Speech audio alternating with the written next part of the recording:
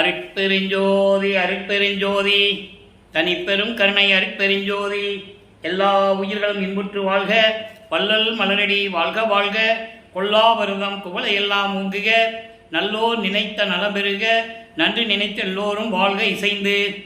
உலக மக்களே, அறிவார்ந்த அன்பர்களே, ஆண்மநேய ஒருமைப்பாடுடைய அன்பர்களே, அருட்பெருஞ்சோதி ஆண்டவருடைய திருவிளையாடலை பார்த்து கொண்டிருக்கிறோம். அருட்பெருஞ்சோதி ஆண்டுடைய திருவிளையாடல் 51 ஆண்டுகளாக, அதாவது 1823ஆம் ஆண்டு தொடங்கி கலியுகத்தினுடைய கடைசி திருவிளையாடல் 1823ஆம் ஆண்டு தொடங்கி 1874 ஆண்டுகள் வரையிலும் 51 ஆண்டுகள் அருட்பெருஞ்சோதி ஆண்டவருடைய திருவிளையாடல் நடந்து கொண்டிருந்தது. அருட்பெருஞ்சோதியுடைய திருவிளையாடலை நமது பிள்ளைப்பெருமான் அருளிய திருவெட்பாவிலிருந்தே பார்த்து கொண்டிருக்கிறோம். 1ஆம் திருமுறையிலிருந்து ஒவ்வொரு பதிகத்திலிருந்தும் ஒவ்வொரு பாடல்களிலிருந்தும் எப்படியெல்லாம் திருவிளையாடல் நடந்தது என்பதை பார்த்து கொண்டிருக்கிறோம். இந்த 51 ஆண்டுகளை அருட்பெருஞ்சோதி ஆண்டவர் 8 ஆண்டுகளாக பிரித்து, எல்லா சமயங்களும் மதங்களும் மார்க்கங்களும் முடிவடைந்த காலகட்டங்களில், யுகங்களும் முடிந்த காலகட்டங்களில் உலக மக்களுக்கென்று ஒரு மார்க்க வேண்டும் என்பதற்காக இந்த ஒளி யுகத்தில், இப்போ நம்ம ஒளி யுகத்தில் இருந்துகிட்டு இருக்கோம். வல்லப்பமானவர்கள் சதுரயுகம் சக்தி யுகம் என்று கூறுவார்கள். இந்த ஒளி யுகத்திலே வாழ்கின்ற மக்களுக்கு ஒரு மார்க்க வேண்டும் என்பதற்காக, ஆன்மீக மார்க்க வேண்டும் என்பதற்காக அருட்பெருஞ்சோதி ஆண்டவர் சுத்த சன்மார்க்கத்தை நிறுவி தன் அருளால் பெற்றெடுத்த ஓர் ஆண்மகனுக்கு செல்வப்பிள்ளை என்று பெயரிட்டு வளர்த்து கொண்டிருக்கிறார். அந்த செல்வ மகனை ஒரு தாயின் வழியாக இந்த பூலோகிற்கு வருவிக்க செய்தார் அருட்பெருஞ்சோதி ஆண்டவர். அப்படி நம்ம பிள்ளை பெருமான்கள் வருவிக்க உற்ற இடம் சிதம்பூர் அருகிலே மருதூர் என்ற கிராமத்திலே வசித்து கொண்டிருந்த ராமைய பிள்ளை சின்னைமையார் அவர்களுக்கு மகனாக வருவிக்க உற்றார். நல்லா கவனிக்கணும், மகனாக வருவிக்க உற்றார். வருவிக்க உற்ற ஏற்பட்டதனால் ஏற்பட்ட சொந்தம் அது, அவ்வளவுதான். இது இறைவனுடைய திருவிளையாடல் நடந்து கொண்டிருந்தது என்பதை நாம் ஏற்கனவே தெளிவாக பார்த்துவிட்டோம். ஒரு தாயின் கருவறையில் இருக்கும்போது எப்படியெல்லாம் இறைவனுடைய திருவிளையாடல் நடந்தது என்பதையும், ஒரு தாயின் கருவறையில் இருக்கும்போது கருவறை இருட்டாக இருக்கிறது என்று நினைக்கும் போது தன் மகனுக்கு ஒளிகாட்டி மகிழ்ந்ததையும், தன் மகன் கருவறையில் இருந்து கொண்டு பசி என்று சொல்லும்போது தன் மகனுக்கு அருளமுதம் ஊட்டியதையும், காற்றே வரவில்லையே என்று கூறும்போது தென்றல் காற்று அமுத காற்று வீசியதையும், இப்படியெல்லாம் இறைவனுடைய திருவிளையாடல் நடந்தது என்று பிள்ளை பெருமான்கள் கூறியதை அந்த விளக்கத்தை ஏற்கனவே பார்த்துவிட்டோம். அதன் பிறகு 5 மாத குழந்தையாக இருக்கும்போது, வருவிக்க உற்று 5 மாதமாகும்போது திருவிழாவுக்காக சிதம்பரத்திற்கு எடுத்து சொல்கிறார்கள் நமது குழந்தை இறைவனை. அங்கே தன் மகனுக்கு வெட்ட வெளியாக காட்டி சிதம்பர ரகசியத்தை காட்டுகிறார் அருட்பெருஞ்சோதி ஆண்டவர். அதனுடைய விளக்கத்தை பாடல் மூலமாக நாம் பார்த்துவிட்டோம். இப்போ வருவிக்க உற்ற 1ஆம் ஆண்டிலிருந்து 8 ஆண்டுகள் வரையிலும் என்ன நடந்தது? இங்கே ராமையா பிள்ளை அவர்கள் இறந்தவுடனே சின்னையாமை அவர்கள் குழந்தைகளை கூட்டுக்கிட்டு அவங்க பொன்னேரிக்கு போகிறாங்க. அங்கே சில காரணங்களால் இருக்க முடியல. அதுக்கப்புறம் சென்னையில் வந்து ஏழுகணர் பகுதியிலே வீராசாமி முதலியார் தெருவில் இருக்கிறாங்க. இது சுருக்கமாக சொன்ன விளக்கம். அதுக்கப்புறம் அந்த 1ஆம் ஆண்டிலிருந்து நமது குழந்தை இறைவன் பிள்ளை பெருமான் அவர்கள் 1ஆம் ஆண்டிலிருந்து 8 ஆண்டுகள் வரைக்கும் என்ன நடந்தது என்பதை ஒரு சுருக்கமாக சொல்ல கடமைப்பட்டிருக்கிறேன். ஆண்டுகள் போக போக ராமலிங்கம் என்று பெயரிட்டார்கள் அல்லவா? ராமலிங்கத்தை எப்படியாவது பள்ளிக்கூடத்தில் சேர்க்கணுமே அப்படின்னு சொல்லி பள்ளிக்கூடத்தில் கொண்டு சேர்க்குறாங்க. அங்கே அவரால் இருக்க முடியல, படிக்க முடியல. காரணம், மனம் ஒரு நிலையில் இல்லை. அப்போ ஏன்றது அவருக்கு தெரியாது, குழந்தை தானே, தெரியாது. அப்போது குழந்தைக்கு போகலன்னு அதாவது குழந்தை பள்ளிக்கூடத்துக்கு போகணுன்னு சொல்லணும்னு வீட்டில் எப்படி திட்டுவாங்கள்ல, இதை தாங்க முடியாமல் ஒரு தனிமையான இடத்தை நாடுகிறார். காலையில் வீட்டை விட்டு போக வேண்டியது. அங்கே தனிமையான இடம், ஒரு இடம் இருக்குது, கந்தக்கோட்டைன்னு ஒரு இடம் இருக்குது பாரிஸ் கார்னரில் சென்னையில். அங்கே போய் அந்த கோயிலில் போய் இருந்துக்கிறது, சாயங்காலமான வீட்டுக்கு வர்றது, இங்கே குழந்தைய காணுமென்னு இவங்க தேடுறது, அங்கே போனவனே குழந்தைய திட்டுறது, இந்த நிகழ்ச்சிகள் நடந்துக்கிட்டு இருக்கு. இப்போ 8 ஆண்டுகள் வரைக்கும் அந்த முதல் 8ல் 51 ஆண்டுகளை 8 பிரிக்கும்போது 6 8 48. இப்போ முதல் 8ல் கடைசி 3 வருஷம் இருக்குல்ல, அது மேட்டுக்குப்போம். அது நம்ம பின்னால் பேச போகிறோம். இப்போ முதல் 8ல் ஒன்றுமே நடக்கலை. 8 ஆண்டுகளில் ஒன்றும் நடக்கலை. 9ஆவது ஆண்டு தொடக்கத்தில் ஆண்டு 6 மூன்றாவது ஆண்டிலே ஆட்கொண்ட அருள்கடலே என்று கூறுவார். 6வது மூன்றாவது 6ஓடு மூன்றாவது ஆண்டிலே என்னை ஆட்கொண்ட கருணை கடலே என்று கூறுவார். ஆக இறைவன் 9வது ஆண்டில் தன்னை ஆட்கொண்டதை தெளிவாக திருவெட்பாவில் அருளி இருக்கிறார்கள். இறைவன் அவர் முன் தோன்றி, நீ என்னால் வருவிக்க உற்றவன் மகனே, ஞானத்தை பெற்றுக்கொள், முன்பருவம் பின்பருவம் காட்டி உனக்கு அருள் செய்வேன் என்று கூறி மறைந்து விடுகிறார். அதனால் விளக்கங்கள்லாம் திருவெட்பாவிலே உண்டு. மறைந்த உடனே இவருக்கு மறைப்பு நிலை ஏற்படுகிறது. என்ன நடக்கிறதுனே அவருக்கு தெரியாது. சுத்த சன்மார்க்கம் இருக்கிறது தெரியாது. அருட்பெருஞ்சோதி ஆண்டவர் தான் இறைவன் என்று தெரியாது. ஆதியும் அனாதியாக தோன்றிய இறைவன், ஆதியும் அந்தமில்லா இறைவன், சுயமாக தோன்றியவன் அருட்பெருஞ்சோதி என்று அவருக்கு தெரியாது. சாதியும் மதமும் சமயமும் ஜாதிகளை கடந்த இறைவன் என்று அப்போ அவருக்கு தெரியாது. பின்னாட்களில் தான் அதை குறிப்பிடுகிறார். அதை நாம் பார்த்து கொண்டிருக்கிறோம். இப்போ சமயங்களும் மதங்களும் மார்க்கங்களும் சூழ்ந்திருந்த காலகட்டங்களில் இவரும் சைவ குலத்தில் பிறந்ததனால் என்று சொல்வதை விட அது உலகியலிலே சொல்வது பிறந்தவர் என்று வருவிக்க உற்றதனால். ஏனென்றால் நான் ஏற்கனவே விளக்கம் கொடுத்திருக்கிறேன். பிறந்தவர்கள் அவதரித்தவர்களுக்கு இறப்பு உண்டு. அவதரித்தவர்களுக்கு ஒரு அவதாரம் எடுக்கும்போது பிறக்க வேண்டும், அந்த அவதாரம் முடிந்தவுடனே இறக்க வேண்டும், மறுபடியும் மறு அவதாரத்துக்கு பிறக்க வேண்டும். இப்படி வந்தவன் தான் திருமால். 10 அவதாரங்கள் அப்படிதான் நடக்கும். நீங்கள் புராணங்களில் படிச்சிருக்கலாம். மச்ச கூர்ம வராக வாமன நரசிம்ம பரசுராம திரேதயுகத்தில் 6 அவதாரங்கள். திரேதயுகத்திலே ராமன் மட்டும் ஒரு அவதாரம். துவார யுகத்திலே கிருஷ்ணனும் பலராமனும். கலியுகத்திலே அயக்கிரீவ அவதாரம். அது முடிஞ்சு போச்சு, யாருக்கும் தெரியாது. வல்லப்பெருமான் குறிப்பிட்டு இருக்கிறார், அயக்கிரீவ அவதாரம் நடந்தது, யாருக்கும் தெரியாது, சுத்த சன்மார்க்க காலத்தில் அது விளங்கும் அப்படின்னு சொல்லியிருக்காரு. அந்த விளக்கம் தனியாக இருக்கட்டும். இதை ஏன் சொல்கிறேன்னா, அவதரிக்கின்றவர்களுக்கு பிறக்கணும் இறக்கணும், வருவிக்க உற்றவனுக்கு கிடையாது, பிறப்பு இல்லை. அதனால் வல்லப்பெருமானை பற்றி குறிப்பிடும்போது அவதரித்தார் என்றோ பிறந்தார் என்றோ சொல்லக்கூடாது, வருவிக்க உற்றார் அப்படின்னு தான் சொல்லணும். ஆனால் அது யாரும் சொல்கிறதில்லை. அந்த விளக்கத்துக்குள்ளே நம்ம போக வேண்டாதெல்லாம் பேசணும்னா நிறைய பேசிக்கிட்டு இருப்போம். இப்போது 9வது ஆண்டில் திருவருள் முறையீடு உதயமாகிறது. மொத்தம் 232 பாடல்கள். இன்று இறுதியான பாடல் 232வது பாடலை பார்க்க போகிறோம். இந்த 232 பாடல்களிலும் சிவபெருமானை எப்படி போற்றி பாடினார், எப்படி முறையீடு செய்தார், எப்படி கெஞ்சுகிறார் அருளை வேண்டும் என்று, மனம் வருந்தி எப்படி வேண்டுகிறார் என்பதையெல்லாம் பார்த்து விட்டோம். இன்று இறுதியான பாடல். இதற்கப்புறம் பதிகம் 7 வடிவுடை மாணிக்க மாலை. வடிவுடை அம்மனை பற்றி பாடியாவது அருளை பெற்று விடலாம் என்று சொல்லி பாடுவார். அதுக்கான விளக்கம் என்றால், உலகியலிலே இப்போ ஒரு பிள்ளைக்கு ஏதாவது காரியம் ஆகணும்னா அப்பா கிட்ட கேட்டால் அப்பா முடியாதுன்னு சொல்லிடுவார். உடனே அம்மாவை பிடிச்சிக்குவாங்க. அம்மா கிட்ட சொல்லியாவது எப்படியாவது அந்த காரியத்தை சாதிக்கணும் அப்படின்னு சொல்லுவாங்க. அதே போல தான் அது நாளையிலிருந்து பார்க்க போகிறோம். அற்புதமாக இருக்கும். இப்போ இந்த கடைசி பாடலை பார்த்து போகிறோம். பாடலை நல்லா கவனிங்க. வல்லப்பெருமானவர்கள் 9வது ஆண்டிலிருந்து 16 ஆண்டுகளுக்குள் இருந்து கொண்டிருக்கிறார்.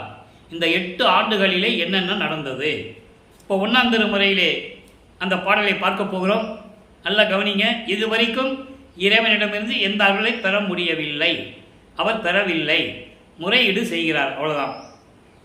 இறையேற்று துன்ப குடும்ப விகார இறையேற்று துன்ப குடும்ப விகார இருள் கடலில் புறையேற்று நெஞ்சம் புலர்ந்து நின்றேனை பொருள்படுத்தி கரையேற்ற வேண்டும் என் கண்ணே, பவத்தை கடிமருந்தே, திரையேற்று செஞ்சடை தேவே, திரையேற்று செஞ்சடை தேவே, அமரர் சிகாமணியே.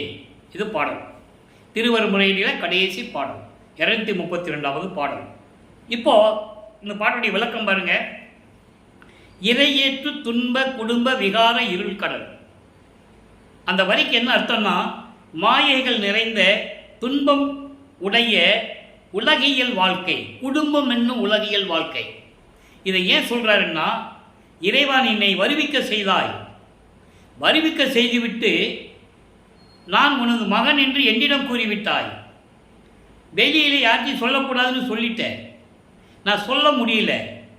அப்படிப்பட்ட ஒரு குடும்ப சூழ்நிலையில் சிக்கிக்கிட்டு இருக்கேன். நல்லா புரிஞ்சுக்கணும் நீங்கள். அப்படிப்பட்ட ஒரு குடும்ப சூழ்நிலையில் நான் சிக்கிக்கிட்டு இருக்கேன். அப்போ மாயைகள் நிறைந்த, துன்பங்கள் நிறைந்த இந்த உலக வாழ்க்கை, குடும்பம் என்னும் விகாரமான இந்த உலகியல் வாழ்க்கை என்னும் கடலில் சிக்கிக்கொண்டு கொடிய அறியாமை என்னும் கடலில் சிக்கி, அதான் இருள் கடல் என்று சொல்லுகிறார். இருள்னா அறியாமை. அறியாமை ஒரு பெரிய கடல் மாதிரி இருக்கான். அப்படிப்பட்ட அறியாமை என்னும் கடலில் சிக்கி உன்னாலே வருவிக்க உற்று, தெளிவாக சொல்கிறார். இதெல்லாம் மக்கள்கிட்ட யாரும் சொல்லலை. வல்லபெருமானை பற்றி பேசும்போது இப்போ 202 ஆண்டுகள் ஆகிடுச்சு. 202 ஆண்டுகளாக வல்லபெருமானை பற்றி பேசும்போது என்ன சொன்னாங்க? மருதுள்ள பிறந்தாருன்னு சொன்னாங்க.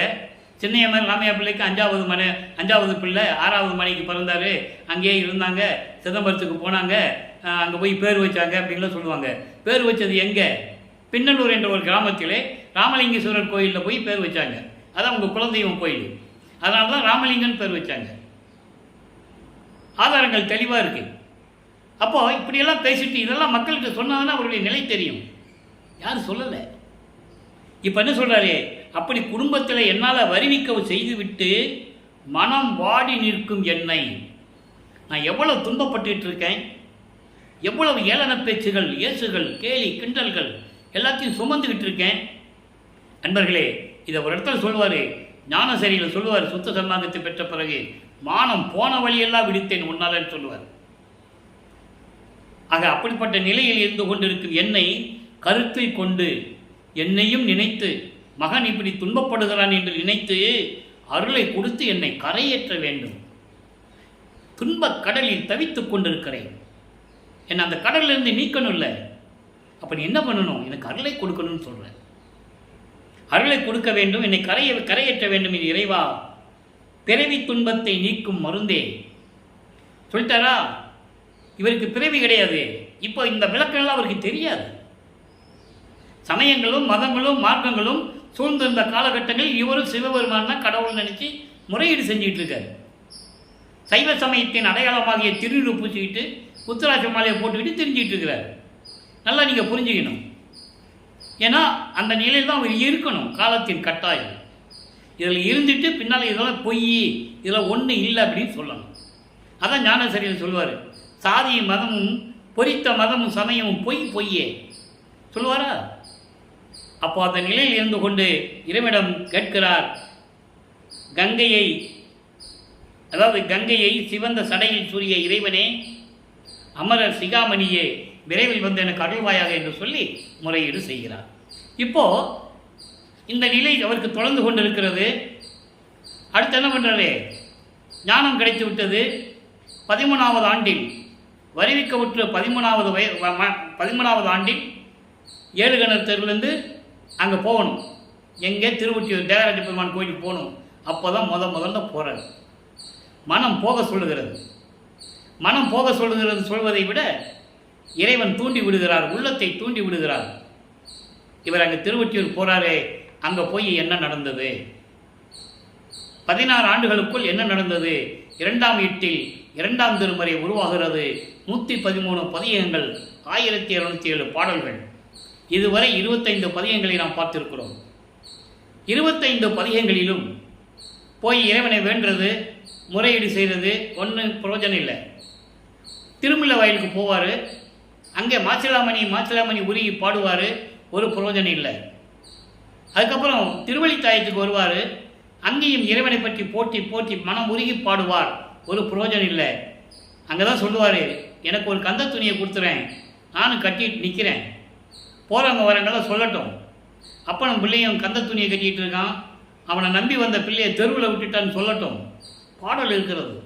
அன்பர்களே, இங்கு கூறக்கூடிய கருத்துக்கள், விளக்கங்கள் எல்லாமே திருவருட்பாவில் இருக்கின்ற பாடல்களில் இருக்கின்ற விளக்கங்கள். இறைவனுடைய வல்லற்பமனுடைய தயவால், என் தந்தையின் தயவால் 6 திருமுறையில் விளக்கத்தை பெற்று விளக்கங்களை எழுதி 3 ஆண்டுகளாக எழுதி அந்த விளக்கத்தை இன்று உங்களுக்கு நான் பேசிக்கொண்டிருக்கிறேன், சொல்லிக்கொண்டிருக்கிறேன். இப்போ 2ஆம் திருமுறையில் இப்படி பதிகங்கள்லாம் முடிஞ்ச பிறகு 26வது பதிகம் திருவடி சரண் புகழ் என்ற பதியத்தை பார்த்துட்டு இருக்கோம். அதில் 4வது பாடல் திருவடி சரண் புகழ் என்பது மனதிடம் சொல்லுகிறார். மனம் ஒரு நிலையில் இல்லை, அதை இறைவனிடம் முறையீடு செய்கிறார். இதுக்கு முன்னால் பார்த்துட்டோம். அந்த மனதை எப்படி கட்டுப்படுத்த வேண்டும் என்று மனதிடம் சொல்லுவது. மனமே அலையாதே, மயங்காதே, காம வழியில் சிக்கி துன்பப்படாதே. திருவொற்றியூரிலே ஒரு இறைவன் இருக்கிறான், நான் சொல்லுவதை கேள், என் கூட வா, அவன் திருவடிக்கு நாம் சரணடைந்து விடுவோம் என்று சொல்லுவார். அதனுடைய அடிப்படையிலே அமைந்ததுதான் இந்த பாடல்கள். நல்ல கவனிங்க.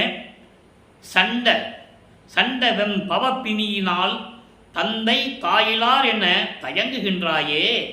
மனதிடம் சொல்லுகிறார், தயங்குகின்றாயே மண்டலத்து உழல் நெஞ்சமே, சுகமா வாழ வேண்டிடில் வருதி என்னுடனே.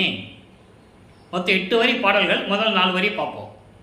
இப்போ சண்ட வெம்பன பிணியால், அதாவது வினைகள் எப்படி வரும்? வலிய வந்து சேர்ந்துடும். வலிய வந்து துன்புறுத்தும் கொடிய பிறப்பு என்னும் நோயில் சிக்கி, நல்லா கவனிக்கணும், வலிய வந்து துன்புறுத்தும் வினை. ஒருத்தனுக்கு கர்ம வினைனா வலிய தான் வரும், இவனை தேடி போகிறதில்லை. அவன் செய்த காரியங்களினால் அந்த வினை அவனுக்கு வந்து சேர்ந்துடும். அது அவனுக்கு தெரியாது, வந்த பிறகுதான் தெரியும். அப்படி வலிய வந்து துன்புறுத்தும் கொடிய பிறப்பு என்னும் நோயினால் சிக்கி, ஐயோ நமக்கு தாய் தந்தை இல்லையே அப்படின்னு நீ தயங்கி கொண்டிருக்கிறாய். மனமே, இந்த பூலோகத்தில் மண்டலத்து என்பால் இந்த பூலோகத்தில் உழல்கின்ற மனமே,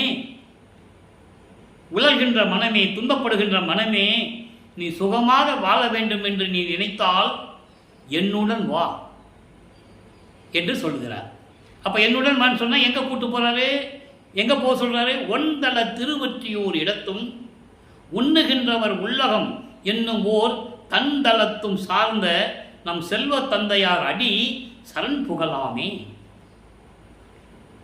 மனமே, வலிய வந்து துன்பங்களெல்லாம் சுமந்து கொண்டு, ஐயோ நமக்கு தாய் தந்தை இருந்தால் இந்த நிலைமை இருக்காதே அப்படின்னு நீ நினைக்கிறையே, நீ சுகமாக வாழணும்னா என் கூட வா, திருவொற்றியூருக்கு போகலாம். அங்கே திருவொற்றியூரில் நம்ம செல்வ தந்தை, அருள் தந்தை ஒருத்தர் இருக்கிறார், செல்வ செழிப்புடன் விளங்கி கொண்டிருக்கின்ற, அதான் தன் தலம் என்று சொல்லுகிறார். தன் தலம் என்பது செல்வ செழிப்புடன் நீர்நிலைகளும் வயல்களும் சோலைகளும் நிறைந்த திருவொற்றியூரிலே ஒரு இறைவன் இருக்கிறான், ஒப்பற்ற இறைவன். நம்ம போய் அவருடைய திருவடியை சரணடைந்து விடலாமே என்று கூறுகிறார். அப்போது இதன் மூலம் மக்களுக்கு என்ன சொல்லுகிறார் அதை நம்ம புரிஞ்சுக்கணும். உலக மக்களே, வலிய வந்து கர்ம வினைகள்லாம் துன்பப்பட்டு கொண்டிருக்கிற நீங்கள் ஏன் இந்த மாதிரி இருக்கிறீங்க? திருவொற்றியூருக்கு போனால் நம்ம இறைவனுடைய திருவடியை சரணடையலாமே என்று சொல்லுகிறார். நல்லா கவனிக்கணும். இப்போ 2ஆம் திருமுறையில் இருக்கும்போது அவர் சைவ பற்றுகளை மேற்கொண்டு சிவபெருமானிடம் முறையீடு செய்து கொண்டிருக்கிறார். திருநூறு பூசிட்டு இருக்காரு. அதை பேசி கொண்டிருக்கிறவர்கள் இதுவரையிலும் உலக வாழ்க்கையில் பேசிகிட்டு இருக்கவங்க, அவர் திருநூறு பூசினார்ப்பா, அவர் பூசினார்ல, அதனால் நீங்கள் பூசிக்கலாம் அப்படின்னு சொல்கிறாங்க. அதனுடைய உள்கருத்தை நான் விளக்கம் நிறைய கொடுத்துருக்கேன் அதுக்கு. அதாவது சைவ சமயத்தை சேர்ந்து கொண்டு வைஷ்ணவ சமயத்தை சேர்ந்து கொண்டு நீங்கள் எந்த சமயத்தில் கூட இருந்துக்கங்க, அதனுடைய குறியீடுகளை நீங்கள் போட்டுக்கங்க. சைவ சமயத்தினுடைய அடையாளம் திருநீர் பூசிக்கிறது, உத்திராட்ச மேலே போட்டுக்கிறது. வைஷ்ணவ சமயத்தை சேர்ந்தவன் நாமத்தை போட்டுக்குவான், கொண்டி நாமம், பாத நாமம், ஒத்த நாமம், அதிலே பல விதங்கள் இருக்குது. அது உங்களுடைய சுதந்திரம், உங்களுடைய தனிப்பட்ட சுதந்திரம். வல்லப்பெருமான் கூறுகிறார், உங்களுடைய தனிப்பட்ட சுதந்திரம் மக்களே. நீங்கள் சமயங்களையும் மதங்களும் மார்க்கங்களும் இல்லை, ஒளிந்து விட்டது, உங்களுக்கு தெரியல, அறியாமல் இருந்து கொண்டிருக்கிறீர்கள். இருந்தாலும் நீங்கள் பின்பற்ற வேணும்னால் அதில் இருந்துக்கங்க. சுத்த சன்மார்க்கத்துக்கு வந்து விட்டால் அதனுடைய நெறிகளே தனி. எல்லாமுடைய அற்புதஞ்சோதி அற்புத கடவுளே, இது தொடங்கி சுத்த சன்மார்க்கத்துக்கு முக்கிய தடைகளாகிய, நல்லா கவனிக்கணும், சமயங்களும் மதங்களும் மார்க்கங்களும் அதில் கூறப்பட்ட ஆசார சங்கற்ப விகற்பங்களும் எங்கள் மனதில் பற்றா வண்ணம் அருள் செய்தல் வேண்டும். இதை படிப்பாங்க, ஆனால் பின்பற்ற மாட்டாங்க. சரி, அந்த விளக்கத்துக்கு நம்ம போக வேண்டாம், அது அப்புறம் கடைசியில் ஒரு பதிவு நம்ம போடுவோம். இப்போது இந்த நிலையில் இருக்கும்போது 2ஆம் திருமுறை முடிவடைகிறது. இப்போது 2-8 ஆண்டுகள் வரைக்கும் 16 ஆண்டுகள் வரைக்கும் வல்லற்ப மாணவர்கள் வருவிக்க உற்று 16 ஆண்டுகள் வரைக்கும் இதே நிலையில் இருந்து கொண்டிருக்கிறார். அப்போ 3வது எட்டில் அடி எடுத்து வைக்கிறார்.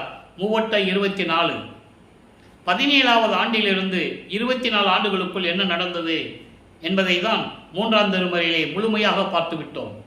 3ஆம் திருமுறை மொத்தம் 19 பதிகங்கள், 235 பாடல்களை முழுவதுமாக பார்த்துவிட்டோம். அந்த 19 பதிகங்களுடைய ஒரு சுருக்கம். ஏன்னா திருவிளையாடல் சொல்லும்போது சுருக்கத்தை சொல்லி தான் ஆகணும். 19 பதிகங்களிலும் இறைவனை பற்றி பாடுவதும், இறைவன் இவர்கிட்ட என்னென்ன கேட்காம இருக்கிறதும், அப்புறம் நாரையும் கிளிகளையும் தூது அனுப்புறது, நாரையும் கிளியும் நாட்டுறும் தூது பதிகத்தில் பார்த்தோம். அதுக்கப்புறம் இறைவன் காட்சி கொடுப்பாரு, ஆனால் மறைஞ்சிடுவார். அந்த பதிகத்தையும் பார்த்து விட்டோம். அப்புறம் குறைத்து பெண்ணுடைய குறி கேட்க போகிறது. உலகியல் என்ன பண்ணுவாங்க, அவங்களுக்கு மனம் சரியில்லைன்னா ஒரு குறி கேட்க போவாங்க, ஜாதகம் பார்க்க போவாங்க, ஜோசியம் பார்க்க போவாங்க, இதெல்லாம் உண்டு. அதே போல் அந்த மனநிலையில் இருந்து கொண்டு அவர் எப்படி இருந்தார் என்பதை ஒவ்வொரு பாடலின் மூலமாக நமக்கு தெளிவாக அருளி இருந்தார்கள். அதையும் பார்த்து விட்டோம். கடைசியாக 19வது பதிகத்தில் இவரை பார்த்து தியாகராஜ பெருமான், அதாவது சிவபெருமான் இவரை பார்த்து தெருவழியாக எப்படி ஓடுகிறார் என்பதையும் பார்த்தோம்.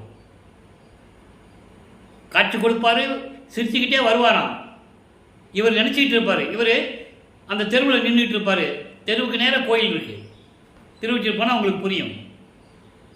அப்போ நம்மகிட்ட தான் வராரு, அருளை கொடுக்க வராரு. இவர் சந்தோஷமாக இருக்கும்போது கன்னத்தை கிள்ளி கொஞ்சி குழாவிட்டு திரும்பி பார்க்காம ஓடிடுறது, இவர் கையில் சிக்காமல்.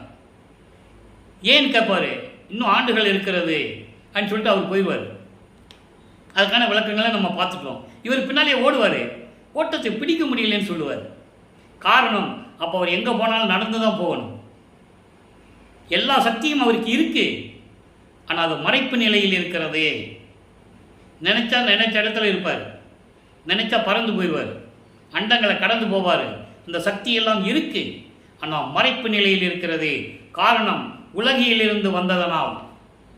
உலகிலே ஒரு தாயின் கருவறையிலிருந்து 10 மாதம் இருந்து அவதரித்ததனால் மட்டுமல்ல, வருவிக்க உற்றதனால் அவருக்கு அந்த நிலை மறைப்பு நிலையில் இருந்து கொண்டிருக்கிறது என்பதை பின்னாளில் சொல்லுவார். அந்த விளக்கத்தை இன்னைக்கு நம்ம பார்க்க போகிறோம். 6ஆம் திருமுறையில் சொல்லும்போது ஒவ்வொரு பாடலிலும் இருக்கும். ஒரு தாயின் கருவறையில் எப்படி இருந்தார்னு கூட சொல்லுவார். அன்பர்களே, இந்த பிரபஞ்சத்தில் யாரும் சொன்னதில்லை, எந்த முனியும் எந்த ரிஷியும் யாரும் சொன்னதில்லை ஒரு தாயின் கருவறையில் நான் இப்படி இருந்தேன் என்று. அவர்களால் சொல்ல முடியாது. மானிடர்களாக பிறந்தவர்கள், அதன் பிறகு இறைவனை பற்றி பாடி பாடி இறைவனுடைய அருளை பெற்று முக்தி அடைந்தவர்கள். நல்லா நீங்கள் புரிஞ்சுக்கணும். அப்போ அந்த நிலையில் இருக்கும்போது 4ஆம் திருமுறை உருவாகிறது. நமது பிள்ளை பெருமான் அவர்கள் 32 ஆண்டுகளுக்குள் என்ன நடந்தது, 25வது ஆண்டிலிருந்து 32 ஆண்டுகளுக்குள் அந்த 8 ஆண்டுகளில் என்ன நடந்தது என்பதையும் நாம் பார்த்து விட்டோம். 4ஆம் திருமுறையிலே மொத்தம் 8 பதிகங்களிலே அன்பு மாலை, அற்பகாச மாலை, ஆனந்த மாலை, சௌந்தரிய மாலை, அபராத மன்னிப்பு மாலை, அதிசய மாலை, எல்லாம் 6 பதிகங்களை பார்த்துட்டோம். 2 பதிக நிலைவுகள் இருக்கிறது. பிரசாத மாலையும் பத்தி மாலையும் இருக்கிறது, அது பின்னால் வரும். அப்படி இருக்கும்போது இந்த நிலைகள்லாம் மாறும்போது எப்படி 4வது எட்டிலே 32 ஆண்டுகளுக்குள் என்ன நடந்தது? மிகவும் முக்கியமான ஒரு கதாபாத்திரம் தனக்கோடி அம்மையார் அவர்கள். அந்த திருவிளையாடலுடைய மைய கருத்து, மைய இடம் அது. அப்போ 27வது ஆண்டில் அந்த அம்மையாருக்கு தாலி கட்டி திருமாங்கல்யம் பூட்டி மோட்ச வீட்டை காட்டி விமோசனத்தை கொடுத்தது. அது ஏற்கனவே பாடல்களை பார்த்துட்டோம். அது ஏற்கனவே நிர்ணயிக்கப்பட்டது. அருப்பஞ்சோதி ஆண்டவரால் ஏற்கனவே நிர்ணயிக்கப்பட்டு அது இப்படி தான் நடக்கணும், இப்படி தான் நடக்கணும்னு சொல்லி ஏற்கனவே நிர்ணயிக்கப்பட்டது. இப்போ வல்லப்பமானவர்களுக்கு சுத்த சன்மார்க்கம் இருக்கிறது தெரியும். அருப்பரஞ்சோதி ஆண்டவர் அவர்தான் தெரியும். இயற்கை உண்மை விளக்க கடவுள்னு சொல்லுவார். ஆதியும் மந்தமில்லா தோன்றிய இறைவன், சுயமாக தோன்றிய இறைவன், சாதியும் மதமும் சமயமும் பொய்யென ஆதியில் உணர்த்திய அருப்பெருஞ்சோதின்னு சொல்லுவார். சாதியும் மதமும் சமயமும் காணா ஆதி அநாதையாம் அருப்பெருஞ்சோதின்னு சொல்லுவார். அப்படிப்பட்ட இறைவனிடம் இருந்து எப்படி அருளை பெற்றுக் கொண்டார் என்பதை பார்க்க போகிறோம். இப்போ 4 எட்டுகள் வரைக்கும் 32வது ஆண்டிலே இனிமே திருவொற்றியூருக்கும் எங்கேயும் போகக்கூடாதுங்கிற நிலையிலே கதவை பூட்டி தாப்பா போட்டுருவார். அப்போ இறைவன் கதவை திறந்து எப்படி ஒவ்வொரு நாளும் விண்ணுலகத்திலிருந்து மண்ணுலகிற்கு வந்து அந்த தெருவிலே கால் வலிக்க நடந்து வந்து வீட்டை கதவை திறந்து, இவர் திறக்க மாட்டார், அவர் வந்து தான் திறக்கணும், திறந்து ஒரு கால் உள்ளே வச்சு ஒரு கால் வெளியே வச்சு எப்படி மகனை கூப்பிட்டு அருளை கொடுத்தார் என்பதை எல்லாம் பார்த்து விட்டோம். இப்போ வல்லப்பமான் அவர்கள் உலகப்பற்றை துறக்க வேண்டும், உலக விடயங்களை, மண்ணாசை பெண்ணாசை பொன்னாசை துறங்களை துறக்க வேண்டும். அதன் பிறகு சரியை கிரிய யோகம் என்ற 12 நிலைகளையும் கடந்து விட்டார். அவரை அறியாமலே கடந்து விட்டார். இறைவன் அப்படி வழி நடத்தி விட்டார். சரியை என்பது உருவ வழிபாடு ஏற்கனவே செஞ்சிட்டாரு. தியாகராஜ பெருமானை வச்சு உருவ வழிபாடு செஞ்சிட்டாரு. அதே உருவ வழிபாட்டுக்கு வேள்வி வளர்த்து ஓம் நமச்சிவாயா சிவாய நமன்னு சொல்லி மந்திரம் சொல்லி வழிபட்டார். யோக நிலையில் இருந்துட்டார். ஆக 12 நிலைகளையும் கடந்து விட்டார். இப்போ தத்துவங்களை கடக்கணும், அந்தங்களை கடக்க வேண்டும். தத்துவங்களை ஏற்கனவே கடந்து அகவல்ல சொல்லுவார், நீங்கள் அகவல் படிச்சிருந்தா தெரியும். முதல்ல காட்டிய அருப்பெருஞ்சோதின்னு சொல்லுவார், அப்புறம் கடத்திய அருப்பெருஞ்சோதி என்று சொல்லுவார். நல்லா புரிஞ்சுக்கணும். 32வது ஆண்டினுடைய வரிவுக்கற்று 32 ஆண்டினுடைய இறுதி கட்டத்தில் அதாவது சுத்த சன்மார்க்கத்தை வாங்குவதற்கு முன்னால் சமயங்களையும் மதங்களையும் மார்க்கங்களையும் விடுறாரு. அதுக்கப்புறம் சுத்த சன்மார்க்கத்தை வாங்க போறாரு. அந்த இடையில் அகவல்ல சொல்வார், ஏறா நிலைமீசை ஏற்றி எந்தனக்கு 6 காட்டிய அருப்பெருஞ்சோதி, ஏறா நடுநிலை ஏற்றி என ஈண்டு எந்தனக்கு 6 கடத்திய அருப்பெருஞ்சோதி. இப்படி அகவல்ல சொல்லுவார். நல்லா புரிஞ்சுக்கணும்.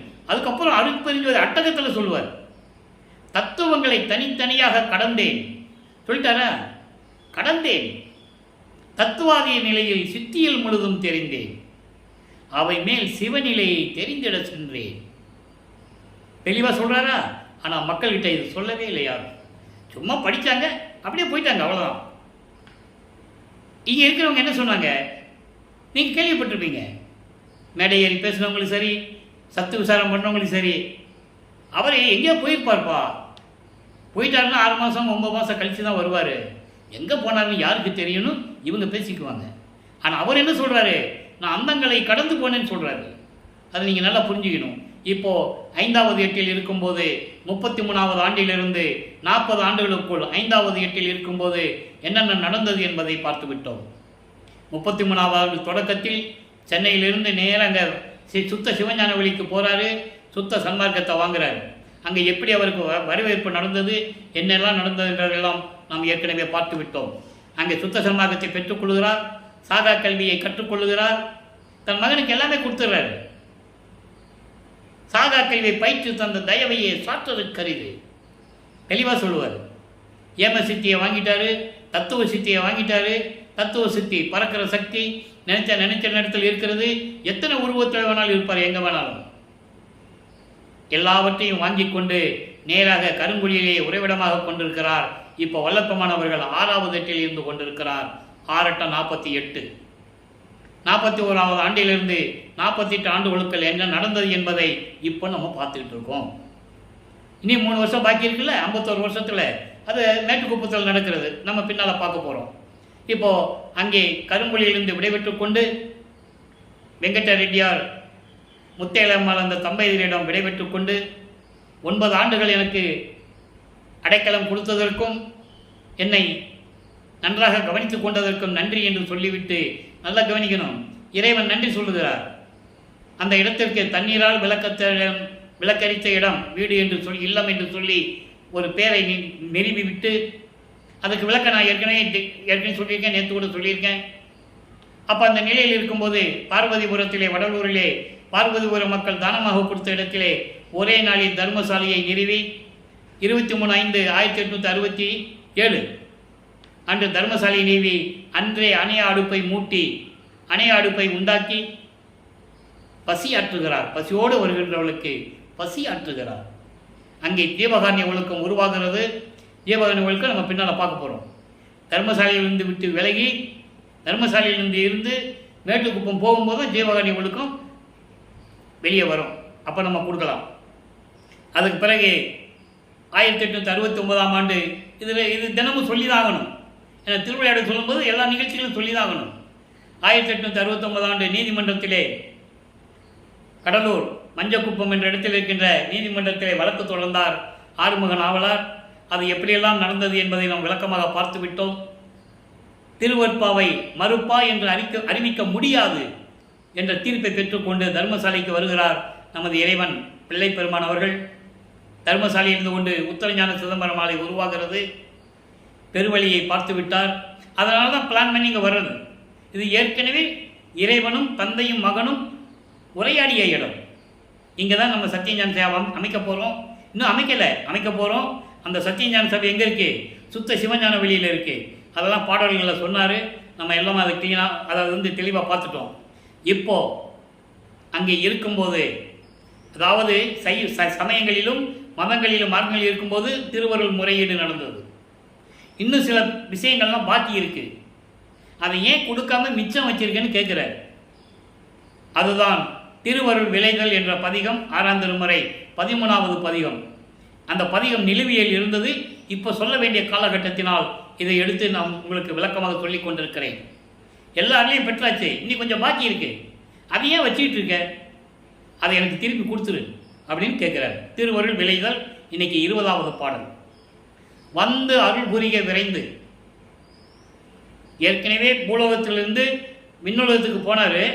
அங்கே எல்லாத்தையும் வாங்கிட்டு பூலோகத்துக்கு போக சொல்லிட்டார். தந்தை வந்துட்டார். வந்த பிறகு இந்த மிச்சம் பாக்கி இருக்குல்ல, அதை கேட்குறாரு. வந்து அருள் புரிக விரைந்து. இது தருணம்.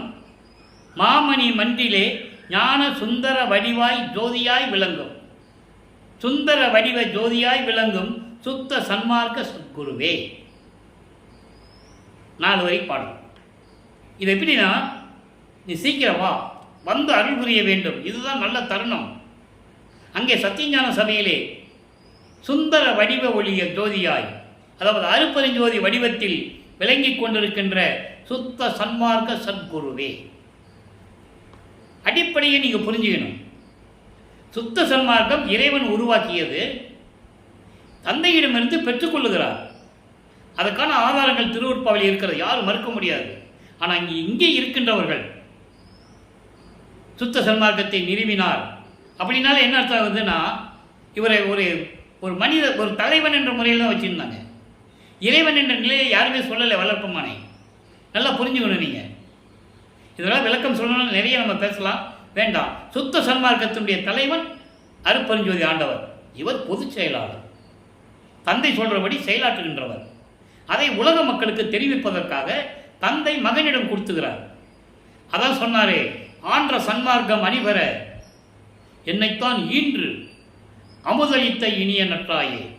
அப்போ சுத்த சன்மார்க்கத்தை பெற்றுக்கொண்டு உலக மக்கள் எல்லாம் அதை சேர்க்க வேண்டும் என்பதற்காகத்தான் அகத்தை கருத்து புறத்தை வெளுத்திருந்த உலக அனைவரையும் சகத்தை திருத்தி சன்மார்க்கத்தை அடைவித்திட இகத்தே பரத்தை பெற்று மகிழ்ந்திடுவதற்கென்றே என்னை உகத்தே இறைவன் வருவிக்க விட்டேன். என்ன அர்த்தம்? இறைவனால் இறைவனாகவே வருவிக்க விட்டேன். அருளை பெற்றேன் சொல்லுவார். ஏன் அருளை பெற்றேன்னு சொன்னாரு? யோசிக்கணும். அது விளக்கம் சொன்னா 1 மாதம் சொல்லணும். அருளை பெற்றேன்னு ஏன் சொன்னார்? நல்லா புரிஞ்சுக்கணும். நீங்கள் உலகிலிருந்து வந்ததனால் அவருக்கு எதுவும் தெரியாது என்ற நிலையில் இருந்ததனால் இறைவனிடம் அருளை பெற்றுக்கொண்டேன் என்று சொல்லுவார். அவர் ஏற்கனவே அருளோடையே இருக்கின்றவர். இப்போ அப்படி சொல்லும்போது சுத்த சன்மார்க்க சத்குருவேன்னு சொல்லிட்டாரா? தந்து அருள் புரிய வரமெல்லாம் வல்ல தனி அருள் ஜோதியை சொல்லிட்டாரா? அப்போ அது என்ன பாக்கி இருக்கு? அருப்பெருஞ்சோதியை வாங்கணும், திருவருள் செங்கோட்சியை வாங்கணும். அவர் மகனோட கலந்துக்கணும், அருப்பெருஞ்சோதி வளர்ப்பமனோட கலந்துக்கணும். இந்த 3 பாக்கி இருக்கு. இந்த 3 பாக்கி எங்கே நிறைவேறுது? அங்கே மேட்டுக்குப்பம் சித்தி வளாகம். இப்போவே பிளான் பண்ணுறாங்க. நல்லா புரிஞ்சுக்கணும் நீங்கள், அதான் கான்செப்டு. அப்போது தர்மசாலையில் இருக்கும்போது எல்லா வேலையும் இங்கேயே முடிச்சுட்டு போயிடுறாங்க. அங்கே போன பிறகு சுத்த சன்மார்க்க கொடி கட்டுறது, பேருபோதியசம் பண்ணுறது, ஞானசரியை உலக மக்களுக்கு சொல்கிறது, அதன் பிறகு தந்தை மகனோடு 2 கலந்து கொள்ளுவது, பிரிந்த சக்தியை திரும்பி கூடிக்கொள்ளுவது. அதான் கான்செப்ட். இப்போ சொல்லிட்டாரா?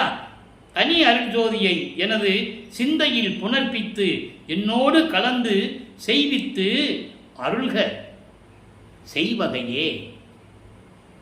எல்லாம் கொடுத்துட்ட, ஏன் பாக்கி வச்சிருக்க? சீக்கிரம் வா, தர்மசாலையிலேருந்து கூப்பிடுறேன். நண்பர்களே, தர்மசாலையில் தான் எல்லாமே நடந்தது. கருங்குழியிலும் தர்மசாலையில் தான் நடந்தது. சித்தி வளாகம் இறுதி முடிவான முடிவு. நீங்கள் நல்லா புரிஞ்சுக்கணும். ஏன் தர்மசாலையில் நடந்தது? தர்மசாலை ஜீவகாருண்ய ஒழுக்கத்தில் நடந்தது. ஜீவகாருண்யம் அங்கே தான் உருவாச்சு. அதனால் இறைவன் அங்கே தான் இருப்பான். கடவுள் வழிபாடு என்ன சொன்னார்? ஜீவகாருண்யமே கடவுள் வழிபாடு சொன்னாரா? மோட்ச வீட்டின் திறவுகோல், மோட்ச வீட்டின் திறவுகோல் ஜீவகாருண்யம். அந்த திறவுகோல் என்னது? சுத்த சன்மார்க்கம். அடிப்படையை புரிஞ்சுக்கணும். சுத்த சன்மார்க்கம் இருந்தால் தான் ஜீவகாருண்ய ஒழுக்கம் மேம்படும், அந்த புண்ணியம் கிடைக்கும். சுத்த சன்மார்க்கத்தில் இல்லாமல் நீ ஜீவகாருண்யம் பண்ணல, பிரயோஜனமே இல்லை. அவனுக்கு கொலையும் புலையும் தவிர்க்க முடியாது, உயிர் இறக்க இருக்காது. சுத்த சன்மார்க்கத்தில் இருந்தால் தான் இருக்கும். அன்னதானங்கள் எவ்வளோ நடக்குது, நம்ம இல்லைன்னு சொல்ல முடியாது. அவங்களுக்கு உயிர் இறக்கம் சுத்த சன்மார்க்கம் தெரியாது. அதனால தான் சொல்கிறாரு, நீ சீக்கிரம் வந்து அருட்பெருஞ்சோதியை கொடுக்கணும், என்னோட கலந்துக்கணும், விரைவு வான்னு கூப்பிட்றாரு. அப்போ மகனிடம் சொல்லுகிறார், பொறு மகனே, இன்னும் 3 ஆண்டுகள் இருக்கிறதே. இப்போ 48 ஆண்டுகள் தான் ஆயிருக்கு, வருவிக்க விட்டுரு. 51 ஆண்டுகள் திருவடியாரில் 48வது ஆண்டு தான் நடந்துகிட்டு இருக்கு. இன்னும் 3 வருஷம் பாக்கி இருக்கே. அதனால் அவர் வர்றது தாமதப்படுத்துகிறாரு. அதுக்கு தான் அம்பலவாணர் வருகையில் தெளிவாக குறிப்பிடுவார். அங்கே இருந்துட்டு என்ன பண்ணுற, நான் இங்கே இருக்கேன், நீ அங்கே இருக்க, திரும்பி வா, சீக்கிரம் வான்னு கூப்பிடுவார். அந்த பாடலெல்லாம் நம்ம பார்த்துட்டோம் அம்பலவாணர் வருகையிலே. அப்பப்போ தேவையான அளவுக்கு எந்தெந்த பாடல் பொருந்துகிறதோ அந்த விளக்கத்தை இந்த வள்ளலார் ஊழியன் கண்டிப்பாக கொடுத்தேன். இறைவனுடைய தயவு அது. இப்போது அது முடிஞ்சு போச்சா? இப்போ தத்துவ வெற்றியில் 19வது பாடல் தத்துவ வெற்றி. தத்துவங்களை ஜெயிச்சார்ல, அந்த வெற்றியை எப்படி மக்களுக்கு சொல்லணும், அவர் எல்லாமே மக்களுக்கு சொல்லியிருக்காரு. சாகா கல்வியை எப்படி வாங்கினாரு, சுத்த சன்மார்க்கத்தை எப்படி வாங்கினாரு, சத்தியஞான சபையை எப்படி கட்டினாரு, ஏன் கட்டினாரு, தர்மசாலையை எப்படி தந்தை சொல்றபடி எப்படி நிறுவனங்கள்லாம் விளக்கமாக சொல்லிட்டு வராரு. அதை நம்ம பார்த்துக்கிட்டு வரோம். இவ்வளவு பதியங்களை நம்ம போட்டிருக்கோம். 4 வருஷமாக சொல்லிகிட்டு இருக்கேன். யூடியூப்பில் அருட்பெருஞ்சோதி ஆண்டவருடைய திருவிளையாடல் சொல்கிறோம், ஒவ்வொரு பாடலுடைய விளக்கத்தையும் சொல்லியிருக்கோம். நீங்கள் பார்க்கலாம் நம்ம சேனலில். இப்போ தத்துவ வெற்றி 19வது பாடல். பசியினுடைய கொடுமை என்ன? பசி என்னும் ஓர் பெரும் பாவி பயலே, துன்பம் என்னும் ஓர் படுபாவி பயலே, ஆபத்து என்னும் பொய் பயலே. பசி வந்துட்டா அதனுடைய கொடுமை எப்படி இருக்குன்றதை தான் ஜீவகாருண்ய ஒழுக்கத்தில் சொல்லுவார். பசி, பிணி, தாகம், இச்சை, எளிமை, பயம், கொலை. பசியும் கொலையும் பரஜீவகாருண்யம். அந்த தத்துவத்தை எப்படி ஜெயிக்கிறார்? பசி என்னும் ஓர் பெரும் பாவி பயலே, துன்பம் என்னும் ஒரு படுபயலே, ஆபத்தெனும் பொய் பயலே, வசி அவத்தை கடை பயலே. அபத்தையோடு, துன்பங்களோடும் துயரங்களோடும் மக்களை வாட்டி படைத்துக் கொண்டிருக்கின்ற, நான் இருக்கிறேன், நான் தப்பிச்சுக்கிட்டேன் உன்னிடந்து, மக்கள்கிட்ட சிக்கிக்கிட்டு இருக்காங்களே உன்னிடம், பசி எனும் கொடுமையிலே. எப்படி சொல்கிறார் பாருங்க. கடைப்பயலே, இடராம் வன்பயலே, கொடிய துயரங்களை கொடுக்கக்கூடிய. பசி வந்துட்டா எப்படி இருக்கும் அதை சொல்கிறார். அதனால தான் பசியாற்றுகிறார். தர்மசாலையிலே அணைய அடுப்பு ஈட்டி மக்களுக்கு பசியாற்றுகிறார். பசியோடு வருகின்றவர்களுக்கு பசியாற்றி கொண்டிருக்கிறார் வல்லப்பமானவர்கள். இன்றும் அங்கே இருந்து கொண்டு செய்து கொண்டிருக்கிறார். இறைவன் அருளால் இன்னும் அணைய அடுப்பு இருந்து கொண்டு மக்களுக்கு பசியாற்றி கொண்டிருக்கிறது தர்மசாலை. நசிய உமக்கு உளமுள்ளதோ, உனக்கு வாழணும்னு உனக்கு உள்ளம் இருக்கா, நினப்பு இருந்தா இப்பொழுதே ஓடிவிடு. நீ நடந்து விரைந்து ஓடிமினும் உன் சொந்தங்களெல்லாம் கூப்பிட்டுக்கோ. காமம், குரோதம், லோபம், மதம், ஆச்சரியம் இதெல்லாம் உன்னுடைய சொந்தங்கள். மனம், சித்தம், புத்தி, அகங்காரம் எல்லாம் உன்னுடைய சொந்தங்கள். எல்லா உறவினர்களையும் கூப்பிட்டுட்டு ஓடிப்போய். நாடு அறியா வனத்தே, ஆள் நடமாட்டம் இல்லாத, மக்கள் வசிக்காத, அதான் நாடு அறியா என்று கூறுகிறார். மக்கள் வசிக்காத இடம், மக்கள் இல்லாத இடம், ஆள் நடமாட்டம் இல்லாத காட்டுக்குள்ளே ஓடி போயிருங்க. நிற்கக்கூடாதீங்க. நின்னா அழித்து விடுவேன். கசியும் மனத்தினை அறியேன். நான் தயவோடு சொல்கிறேன். கசியும் மனம் என்றால் தயவு, இரக்கம். நான் இரக்கத்தோடு சொல்கிறேன், தயவோடு சொல்கிறேன். ஓடி போயிருங்க. உங்களுக்கு தயவுனா என்ன, இறக்கணும்னா தெரியாது உங்களுக்கு. ஓடி போயிரு. ஓடி போகலன்னா யார் தெரியுமா? சிற்றவையில் விளங்கும் கடவுள் மகிழ்ந்து அளித்த தனி கதிர் பிள்ளை நான். எப்படி சொல்கிறார் பாருங்க. யார் சொன்னது இந்த பிரபஞ்சத்தில்? எத்தனையோ கோடான கோடி பேர்கள் தோன்றினார்கள் அருளாளர்கள். யார் சொன்னது? நான் யார் தெரியுமா? சத்தியஞான சபையிலே திருச்சிற்றம்பலத்திலே இருக்கின்ற சுத்த சிவஞான வெளியில் இருந்து கொண்டிருக்கின்ற கடவுள் என்று சொல்லுகிறாரே அருட்பெருஞ்சோதி ஆண்டவருக்கு தனி கதிர் பிள்ளை நான். தனி கதிர் பிள்ளை. ஏன் தனி அங்கே போடுறாரு? தனி என்பது நான் ஒருவன் தான் அருட்பெருஞ்சோதி ஆண்டவருக்கு பிள்ளை, வேறு யாரும் கிடையாது. அருள் ஒளியால் பெற்றெடுத்த பிள்ளை நான். அதான் கதிர் பிள்ளை என்று சொல்லுகிறார். அதனால தான் நான் முதலிருந்தே சொல்லிட்டு இருக்கேன், இறைவன் ஒரு மகனை, ஒரு ஆண் மகனை தன் அருளால் பெற்றெடுத்து செல்வப்பிள்ளை என்று பெயரிட்டு வளர்த்து கொண்டிருக்கிறார் என்ற உண்மையை இங்கே சொல்லுகிறார். கதிர்பிள்ளை நானே, தனி கதிர்பிள்ளை. இறைவன் அருட்பெருஞ்சாண்டவர்களால் அருளால் பெற்றெடுத்த பிள்ளை நான், அருள் ஒளியால் பெற்றெடுத்தவன் என்று சொல்லுகிறார். அடுத்து பாருங்க, சுத்த சிவநிலை. இன்றைக்கு இறுதியான பாடல் 47வது பாடல். இதுவரைக்கும் 46 பாடல்களுடைய விளக்கத்தை பார்த்து விட்டோம். நல்லா கவனிங்க. ஆளுடையான் நம்முடைய அப்பன் வருகின்ற நாள் எதுவோ என்று நலியாதி. ஏன் இதை சொன்னார்? ஆளுடையான், இந்த பிரபஞ்சத்தை ஆளக்கூடிய இறைவன் அருட்பெருஞ்சோதி ஆண்டவர். அவர் எப்போ வருகின்ற நேரம் வருமோ என்று நீங்கள் வருத்தப்படாதீர்கள். ஏனால் மக்கள் நம்பிக்கை இல்லாமல் இருந்து கொண்டிருக்கிறார்கள். சுத்த சன்மார்க்கத்துக்கு வருவதற்கு பயப்படுகிறார்கள். காரணம், கொலையும் கொலையும் தவிர்க்க வேண்டுமே. நல்லா புரிஞ்சுக்கணும். நீங்கள் உண்மையான இறைவன் எப்போ வருவானோன்னு சொல்லி நீங்கள் வருத்தப்பட்டு இருக்கீங்க. வருகின்ற நேரம் வந்து விட்டது, நீல நினையாதீர்.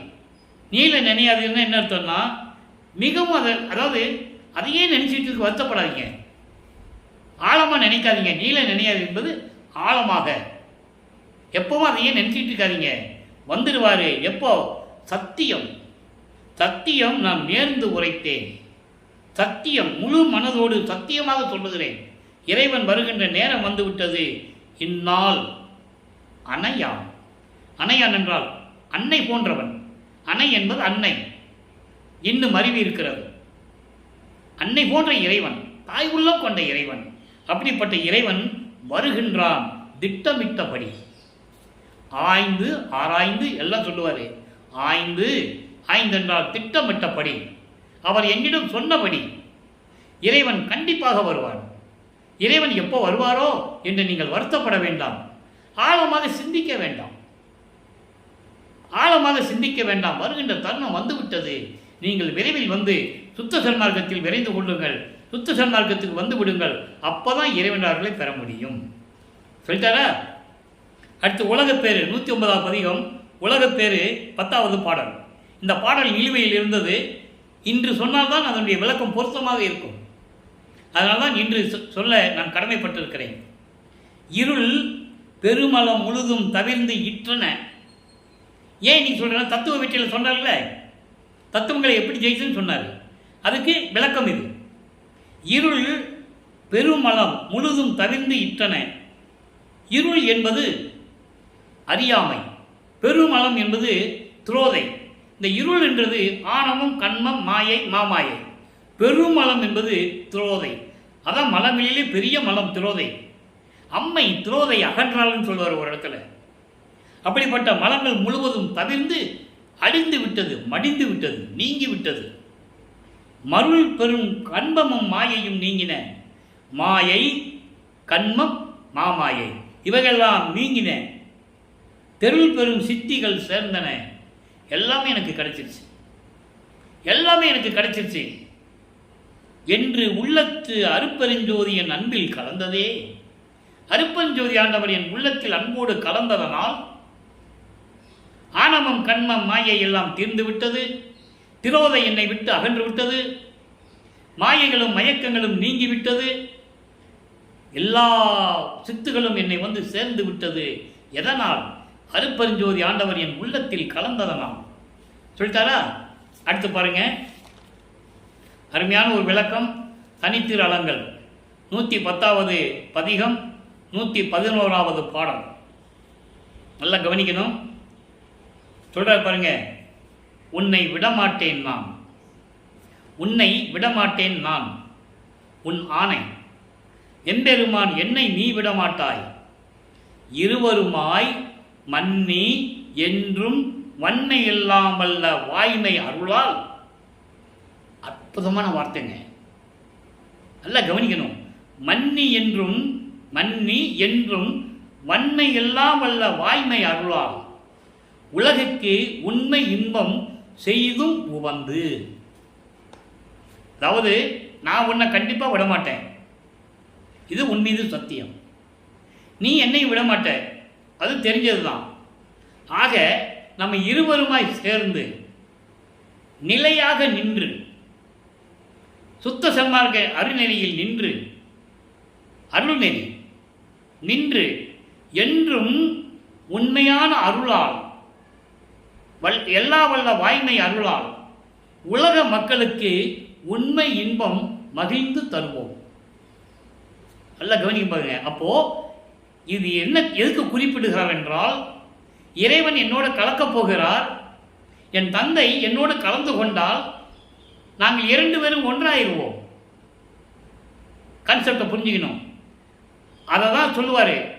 நான் ஆனான், தான் ஆனான், நானும் தானும் ஆனான், தேனானான், தெல்லமுதாய் தித்தித்து நிற்கின்றான், வானானான், ஞான மணிமன்றில் ஆடுகின்றான், கோனானான், என்னுள் குலாவுகின்ற கோமானே. அப்போ இவரும் அவரும் ஒன்றாக போகின்ற நிலையை முதலிலே சூச்சமாக கூறுகிறார்.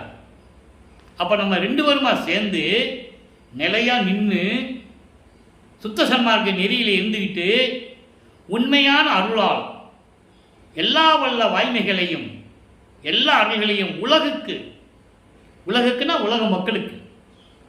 உலக மக்களுக்கு உண்மையான இன்பம் மகிழ்ந்து தருவோம் அப்படின்னு சொல்கிறார். அதனால சொன்னார், திரு அருள் செங்கோலாட்சி செலுத்துவோம், திரு அருள் செங்கோலாட்சி செலுத்துவோம்னு சொன்னார். அதான் கவனிக்கலாம். அதான் இங்கே சொல்கிறார், இருவருமாய் சேர்ந்து. அருட்பஞ்சாண்டவர் செலுத்துவார்னு சொல்லலை, நான் செலுத்துவேன் என்றும் சொல்லவில்லை. திரு அருள் செங்கோலாட்சி செலுத்துவோம் என்று சொன்னார். அதுதான் உண்மையான விளக்கம். அந்த விளக்கத்தை இங்கே கொடுத்திருக்கிறார் நமது இறைவன். அடுத்து பாருங்க, இந்த நிலைகளெல்லாம் கடந்து கொண்டு போன பிறகு மெய்யொருள் வியப்பிலே ஒரு பாடல், 11வது பாடல். தனித்திரு அலங்கல்ல 111வது பாடலில் இருக்கிற விளக்கம் இங்கே 11வது விளக்கத்தில் கொடுக்குறார். நல்லா கவனிக்கணும். நினைக்க நினைக்க தித்திப்பு நினைவில் கொடுக்குதே, நின்பால் அன்றி பிறர்பால் செல்ல நெஞ்சம் நடுங்குதே, என்னை துன்பு ஒழித்து ஆட்கொண்ட நின்னை அன்னை என்பேனோ, புதிய எந்தாய் அன்பிலே நின் அடிக்கு முன்னே என் அன்பேனோ. இது பாடல். விளக்கம், அருமையான விளக்கம். இதெல்லாம் பேசணும்னு நான் பேசிக்கிட்டே இருக்கணும், தங்கு தடை இல்லாமல் பேச முடியும் என்னால். உன்னை நினைக்க நினைக்க என் உள்ளம் இனிக்குது. எப்படி? நின்பால் அன்றி பிறர்வால் செல்ல நெஞ்சம் நடுங்குதே. உன்னை தவிர எந்த தேவர்களிடம் போய் நான் நின்று கொண்டிருந்திருக்கிறேன். நீயே என் தந்தை அருளுடையாய் என்னை நேர்ந்து பெற்ற தாயே என்று சொல்லுவார். மறந்தும் என்ற நாவால் உரைக்க மாட்டேன் சிறு தெய்வ நாமங்களை. அற்பையா சொல்வார், நான் யாரிடம் சொல்ல வேண்டிய அவசியம் இல்லை. நான் பிரம்மனால் படைக்கப்பட்டவன் அல்ல, மற்ற அதாவது திருமாலால் காக்கப்படுகின்றவன் அல்ல. எனக்கு பிறப்பு இறப்பு இல்லை. 7 உலக அவத்தை விட்டு ஏறினேன் மேல்நிலை என்று கூறுவார். 7 பிறப்பு இறப்பு வகைகளெல்லாம் கடந்து நின்றவன். ஊழிதோறும் ஊழி உயிர் தழைத்து ஓங்கினன். ஒவ்வொரு யுகத்திலேயும் நான் இருந்தவன். அப்படிப்பட்ட நான் உன்னை தவிர நான் வேறு யார்கிட்ட போய் சொல்வேன்? என்றே மெய் கண்ட நான் மற்ற பொய் கண்ட தெய்வங்களை மேவுவேனோ? அருமையாக சொல்லுவார். மற்ற தேவர்களை நான் எப்படி போய் சேருவேன்? யார்கிட்ட போய் நிற்பேன்? எனக்கு யாரும் தகுதி இல்லை என்று சொல்லுவார். செத்து செத்து பிறக்கும் இத்தேவர்கள் என் முன் வழியில்லை என்று சொல்லுவார். எல்லாருமே செத்து செத்து தான் பிறக்கணும். அவன் பிரம்மனாக இருந்தாலும் சரி, திருமாலாக இருந்தாலும் சரி, யாராக இருந்தாலும் சரி. நான் அப்படி அல்ல, உன் மகன் அல்லவா, உன் அருளால் பெற்றெடுத்தவன் அல்லவா என்று கூறுவார். பாடல் உண்டு, யாரும் மறுக்க முடியாது.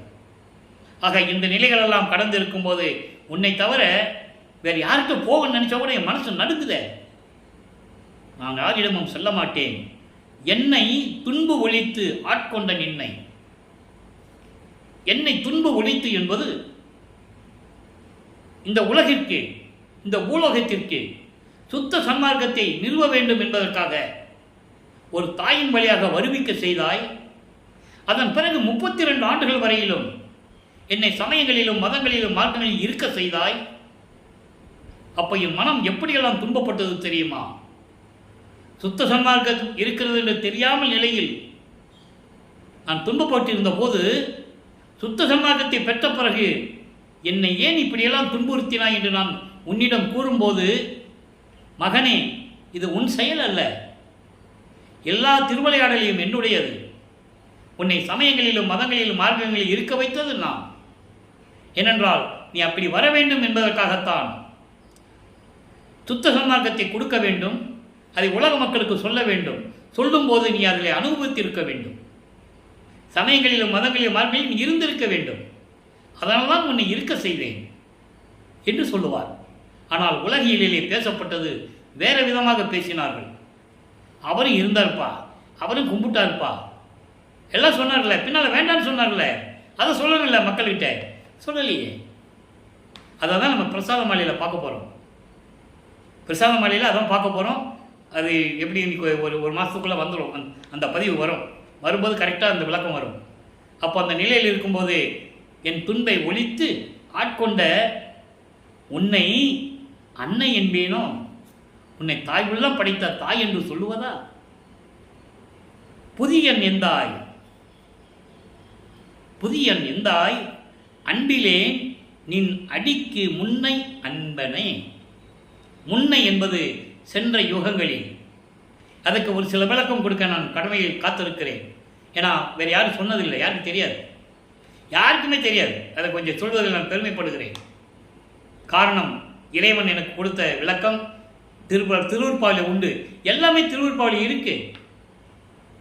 புதியன் என்னை என்று போக்குதுரோ நீர், புதியன் என்னை என்று போக்குதுரோ நீர், பூர்வித்தினும் பொன்னடிக்கு பொன் அடிக்கு அடிமை கொண்டவன். அப்படின்னா என்ன அர்த்தம்னா, என்ன புதுசாக வந்திருக்கு நீ நினைக்கிறியா? ஏற்கனவே பூர்வித்தினும் பிரபஞ்சம் தோன்றிய காலத்திலிருந்து என்னை நீ உருவாக்கியவன். அப்பவே உன் திருவடிகளுக்கு நான் அன்பு கொண்டவன். அந்த பலன் கணக்கினை பார்ப்பதில் என்னை இப்போ அதை நான் சொல்லவா? உலக மக்கள்கிட்ட சொல்லிடுவான்னு கேட்குறாரு. ஏன்னா இவர் அலைய வைக்கிறார்ல, அருளை கொடுக்காம அலைய வைக்கிறாரு. அப்போ இவர் சொல்கிறாரு, நான் யாருன்னு உனக்கு தெரியும், நீ யாருன்னு எனக்கு தெரியும், நான் யாருன்னு வெளியே சொல்லக்கூடாதுன்ட்ட சத்தியம் வாங்கிட்ட. இரு நிலத்து போல் வேடங்கட்டி இருத்திக்கலோ. இந்த விண்ணுலகத்துக்கு பூலகத்துக்கு நீ வேஷம் மட்டும்தான் போடணும். நீ யாருன்னு யார்கிட்டையும் சொல்லக்கூடாது. நான் எப்பப்போ வந்து சொல்கிறேனோ அதை மட்டும் தான் நீ செய்யணும். இது இறைவனுடைய கட்டளை. அதனால் அவர் சொல்ல முடியாது. இப்போது 9வது ஆண்டில் ஆட்கொண்டார் இறைவன்.